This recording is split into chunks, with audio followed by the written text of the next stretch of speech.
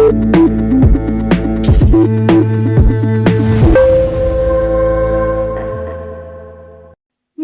आप देख रहे हैं मरुधरा संदेश न्यूज और मैं हूं आपके साथ गौरी।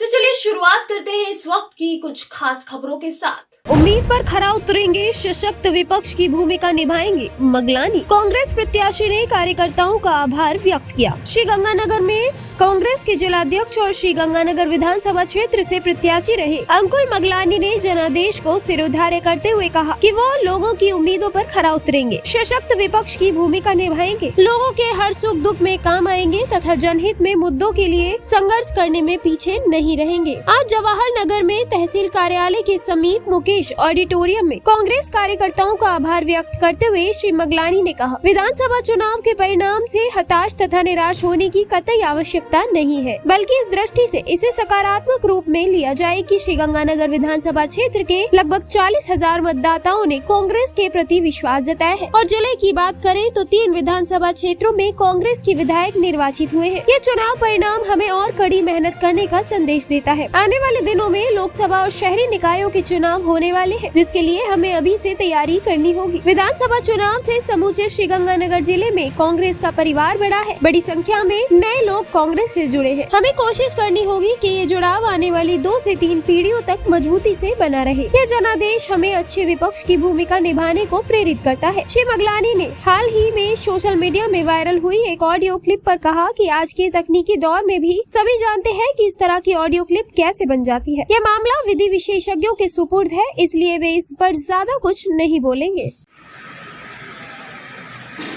इससे मिलन इसलिए रखा कि जल्दी में सब हुआ, टिकट आई, आप सब लोग खुद ही अपना फर्ज समझकर अपने भाई के प्रति, अपने बेटे के प्रति, अपनी पार्टी के प्रति सब लोग लगे हैं। या कुछ लोग तो ऐसे हैं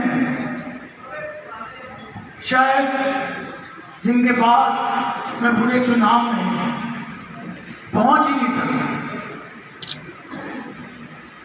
घंटों में समय था, घंटों में सब लोगों ने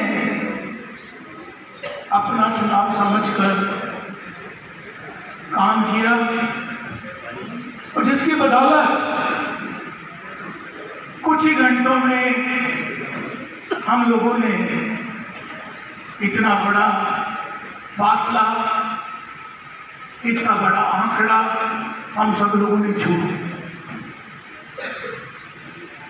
मुझसे पहले सभी वक्ताओं ने बहुत अच्छे से चुनाव का विश्लेषण किया। निश्चय ही हम सब लोग एक बहुत बड़ा परिवार तो पहले ही थे, पर एक संगठित परिवार हो गए हैं।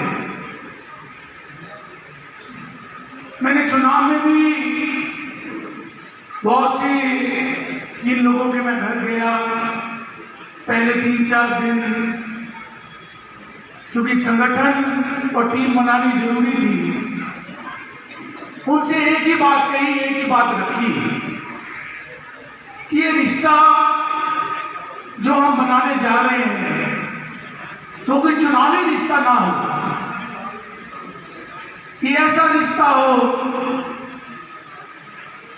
कि कम से कम हमारे आने वाली 3-4 पीढ़ियां इस रिश्ते को निभाए। कि चुनाव में आए, वोट लिए, चले गए, उसके बाद मिले ही नहीं, बात ही नहीं कही, तो ऐसा रिश्ता नहीं होना चाहिए। और मुझे पूरा यकीन है, मुझे पूरा विश्वास है कि हम सब लोगों ने वो रिश्ता बनाया और इस रिश्ते को हम कायम रखें। चुनाव से गिनती से 1-2 रोज मुझे डेंगू हो गया। उसकी वजह से मैं आप लोगों के बीच में, आप लोगों से मिलने में थोड़ी देरी हो गई।